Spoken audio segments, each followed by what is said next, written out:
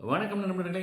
இன்னைக்கு நம்ம சிறடிக்காசு இந்த வாரத்துக்கான ப்ரொமோ வீடியோ இருக்குங்க. அதாவது இத்தனை வாரம் வந்து பார்த்தீங்கன்னா, நம்ம முத்து மீனாவோட கதையெல்லாம் முடிஞ்சுச்சு. இப்போ மறுபடியும் வந்து மனோஜ், ரோஹிணி கதை வந்து ஸ்டார்ட் ஆயிருக்கு. இந்த வாரம் ஃபுல்லா அதான் ஓடும்னு நெனைக்கிறேன். ஓகே. இந்த ப்ரொமோல வந்து பார்த்தீங்கன்னா, நம்ம ரோஹிணி வந்து கோர்ட்டுக்கு லேட்டா வராங்க. "என்னம்மா லேட்டா வர்ற?" அப்படின்னு. அதுவும் குழந்தைய கூட்டிட்டு வரேன். "சாரிங்க, மன்னிச்சிடுங்க.